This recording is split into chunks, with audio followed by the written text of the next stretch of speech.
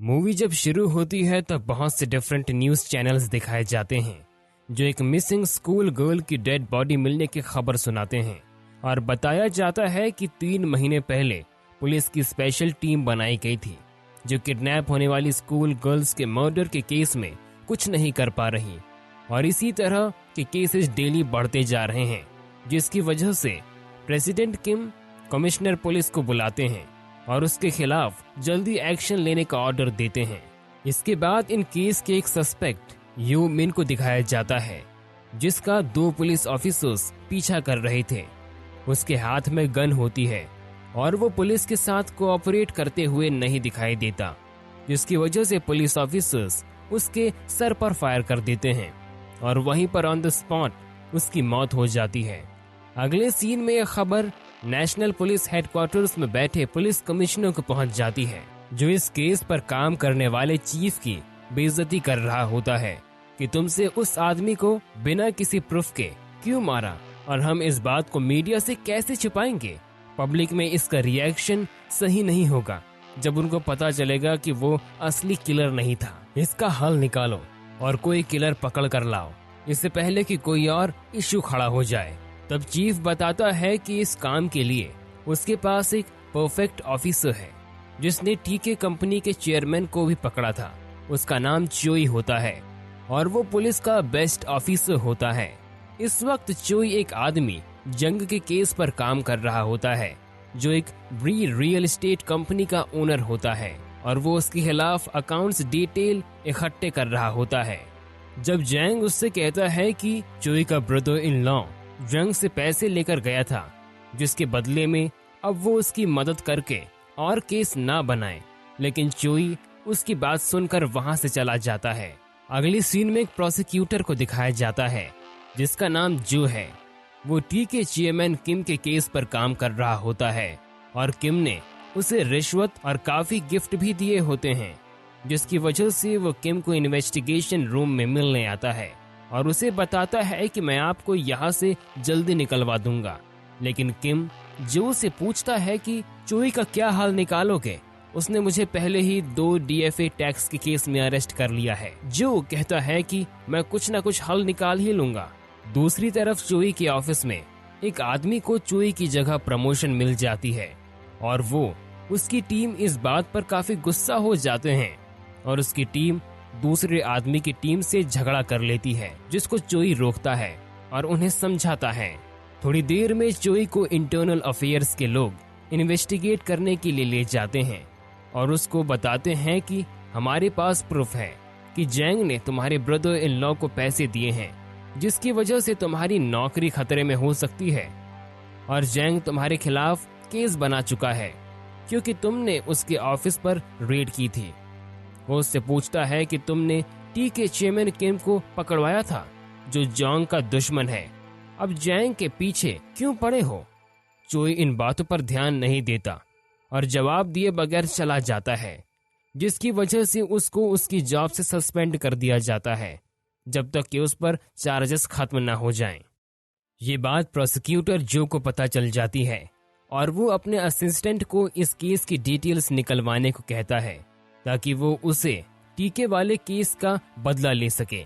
चोई अपनी टीम के साथ एक जगह बैठकर ड्रिंक कर रहा होता है कि वहां पर चीफ आ जाते हैं और वो चोई से अकेले में मीटिंग करते हैं और उसे बताते हैं कि तुम अब जैंग के केस से बाहर हो और अब तुम उस स्कूल गर्ल मर्डर वाले केस पर काम करोगे और कोई ऐसा किलर ढूंढोगे जिसको हम उस आदमी की जगह शो करेंगे जिसको पुलिस ने मारा था। इस काम के लिए चोई इन पुलिस ऑफिसर्स से मिलता है और उस डेड बॉडी को एक कार की डिक्की में लेकर चला जाता है और उस कार को डिस्ट्रॉय कर देता है ताकि कोई एविडेंस ना रहे। इसके बाद चोई अपनी सिस्टर से मिलने चला जाता है। वहां उसे पता चलता है कि चोई का ब्रदर इन लॉ एक क्लब में पैसे उड़ा रहा होता है और उसने घर में उसकी सिस्टर को कोई पैसे नहीं दिए होते, जिसकी वजह से वो उससे गुस्से में मिलने चला जाता है और उसे मारता है और उसे समझाता है कि आइंदा मैं तुम्हें इस तरह ना देखूं।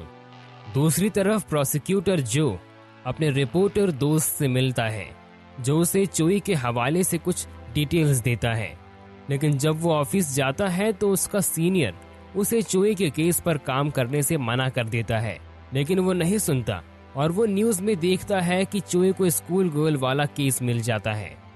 इसके बाद चोई और उसकी टीम का ऑफिस चेंज हो जाता है और वो केस पर वर्क शुरू कर देते हैं और वो किसी ऐसे बंदे को ढूंढ रहे होते हैं जो किलर की जगह शो करवाया जा सके। तब उन्हें ली डोंग की डिटेल्स मिल जाती है जो उन्हें पहले इस तरह के केस में पकड़ा जा चुका था और वो उसका पीछा करते हैं ताकि उस पर कोई केस बना सकें, लेकिन कुछ भी उन्हें नहीं मिलता। चोई अपने असिस्टेंट के साथ एक कार में जा रहा होता है, तब उसे पता चलता है कि कोई उसका पीछा कर रहा है, तो वो कार को रोककर उस बंदे को पकड़ता है जो प्रोसिक्यूटर जो का असिस्टेंट निकलता है। चोई अपने असिस्टेंट को उसकी डिटेल्स निकालने को कहता है। इसके बाद चोई जैंग से मिलने जाता है और उसे कहता है कि तुम मुझे कोई बंदा ढूंढ कर दोगे जो मैं अपने केस में यूज कर सकूं। लेकिन जैंग पूछता है मैं ये क्यों करूंगा। तब उसे चोई कहता है कि अगर तुम अपने रियल एस्टेट प्रोजेक्ट पर काम करते रहना चाहते हो तो तुम्हें ये काम करना पड़ेगा, वरना मैं ये प्रोजेक्ट टीके चेयरमैन किम को दिलवा दूंगा। फिर चोई प्रोसिक्यूटर जो को कॉल करता है और उससे पूछता है कि तुम मेरा पीछा क्यों करवा रहे हो। इसके जवाब में जो कहता है कि ये सिर्फ एक मिसअंडरस्टैंडिंग है, हमारी कोई दुश्मनी नहीं है। अगले सीन में हम जैंग और किम को एक मैसेज पार्लर में देखते हैं जहां वो एक दूसरे से बहस करते दिखाई देते हैं। फिर किम चोई की बेइज्जती करके वहां से चला जाता है, जिस पर चोई बहुत गुस्सा होता है। फिर वो ली डोंग को किडनैप कर लेता है और उसको मारता है और उसको फोर्स करता है कि तुम किलर की जगह पर पुलिस के हवाले हो जाओ। लेकिन वो कहता है कि मैंने अब इस तरह के क्राइम्स छोड़ दिए हैं, मेरी फैमिली है और उनका क्या होगा। जैंग इसको और मारता है और उसके वॉलेट को कचरे में फेंक देता है और उसे केस पेपर्स पर साइन करवा लेता है और उसको समझाता है कि डरो मत, मैं तुम्हारी सजा कम करवा दूंगा। के साथ लेके जाती हुई दिखाई देती है जिसकी कवरेज मीडिया करती है। फिर चोई उस इन्वेस्टिगेशन रूम में बात कर रहा होता है, तब उसे जैंग की कॉल आती है और वो उसे बताता है कि गोल्फ कोर्ट में किम के साथ कुछ होने वाला है। लेकिन चोई जल्दी जल्दी में उसकी बात नहीं सुनता और कॉल काट देता है। थोड़ी देर बाद गोल्फ कोर्ट में किम और प्रोसिक्यूटर जो दिखाई देते हैं। जो गोल्फ खेल रहा होता है। फिर वहां से एक वर्कर गुजरता है जो वाटर होस चला देता है, जिसकी वजह से पानी के छींटे किम पर और जॉ पर पड़ते हैं। किम गुस्से में इसके पीछे जाता है तो वो वर्कर किम पर हमला कर देता है और उसे मार देता है। असल में ये वर्कर जैंग का आदमी होता है। ये देखकर जो वहां से भाग जाता है। अगले दिन जो का बॉस उसे ली डोंग के केस पर काम करने को कहता है, लेकिन जॉ का ध्यान काम पर नहीं होता। फिर जॉ का असिस्टेंट उसे बताता है कि पुलिस के बार बार फोन आ रहा है गोल्फ कोर्ट वाले केस पर। फिर जब जॉ अपनी टेबल पर बैठता है तो उसे गोल्फ कोर्ट की तस्वीरें एक एनवलप में मिलती हैं। ये देखकर वो परेशान हो जाता है और उन्हें छुपा देता है।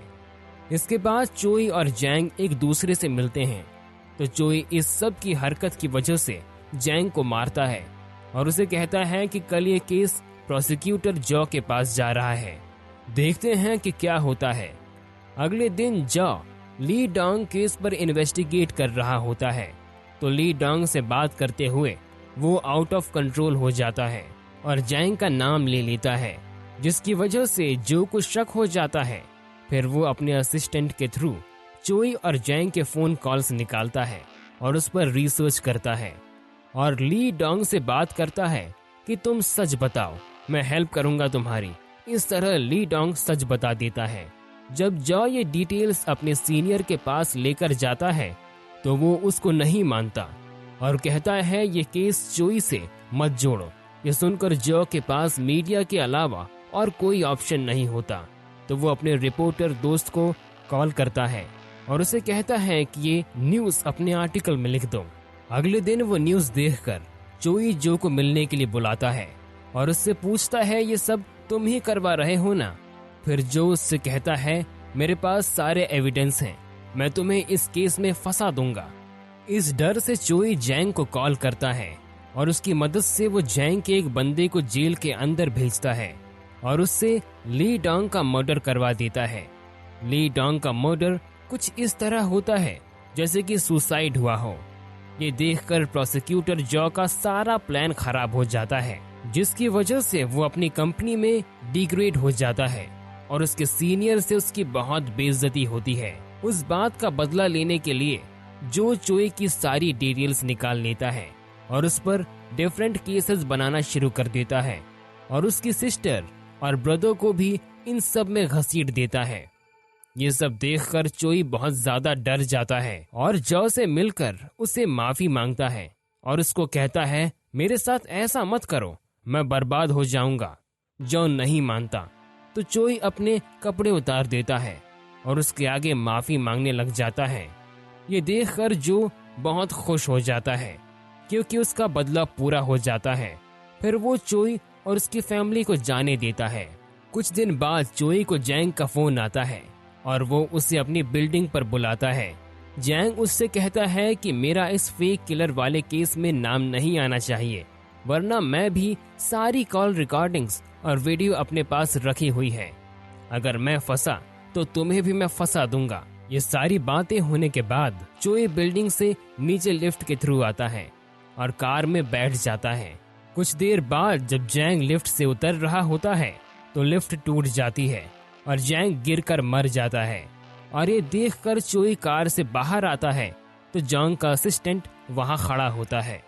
चोई उससे पूछता है कि तुमने लिफ्ट क्यों खराब की, तो वो बताता है कि वो जैंग को पसंद नहीं करता था क्योंकि उसका एटीट्यूड अच्छा नहीं था। उसके साथ फिर वो जैंग के सारे एविडेंस चोई को दे देता है और चोई एविडेंस की यूएसबी लेकर इस पर गन पॉइंट कर देता है और कहता है, मैं थक गया हूँ तुम सबसे। इतने में पीछे से इसका असिस्टेंट आ जाता है और जब चोई मुड़कर देखता है तो जैंग का असिस्टेंट इस पर नाइफ से हमला कर देता है, जिसकी वजह से चोई इसकी टांग पर गोली चला देता है और वो गिर जाता है। चोई उसको मारने ही वाला होता है तो चोई का असिस्टेंट उसको रोकता है। इस तरह रोकते हुए चोई के असिस्टेंट को गोली लग जाती है। चोई ये देखकर जैंग के असिस्टेंट को भी गोली मार देता है और अपने असिस्टेंट के पास गन रख देता है ताकि पुलिस को ये लगे कि इन दोनों ने एक दूसरे को मार दिया है। अगले दिन चोई की प्रमोशन होते हुए दिखाई जाती है और उसे अवार्ड भी मिलता है स्कूल गर्ल वाले केस पर। जब वो अपने ऑफिस में जाकर बैठता है तो उसे ऑटोप्सी वाली डॉक्टर की कॉल आती है और वो बताती है कि स्कूल गर्ल वाले केस का डीएनए भी ली डोंग से मैच हो रहा था, जिसका मतलब ये होता है कि जिसको चोई फेक किलर बनाकर लाया था वो असली किलर था। दूसरी तरफ चोई की टीम असिस्टेंट के मर्डर वाले केस पर जैंग एक बंदे को ढूंढता है जिसने अपने फोन पर सारी वीडियोस बनाई होती है कि कैसे चोई ने दोनों को मारा था। ये देखकर चोई के टीम मेंबर्स उस आदमी को चोई को मारने के लिए भेज देते हैं। चोई अपनी गाड़ी में वापस जा रहा होता है तो रास्ते में वो कार रोककर रोने लग जाता है क्योंकि उससे अपने असिस्टेंट की याद आती है। इतनी देर में जैंग का बंदा उस पर फायर करके चला जाता है। पीछे से उसकी टीम मेंबर्स भी आ जाती है और चोई को पूछने लगती है कि क्यों तुमने ऐसा किया। और अगले दिन न्यूज में उसकी डेथ की खबर चलती है और साथ ही प्रोसिक्यूटर जो भी गोल्फ कोर्ट वाले केस में पकड़ा जाता है और उसको इन्वेस्टिगेशन के लिए बुलाया जाता है। और इस तरह इस मूवी का एंड हो जाता है। तो दोस्तों उम्मीद करते हैं ये मूवी एक्सप्लेनेशन वाली वीडियो आपको पसंद आई होगी। अगर ये वीडियो पसंद आई तो प्लीज इसे लाइक और शेयर जरूर करें।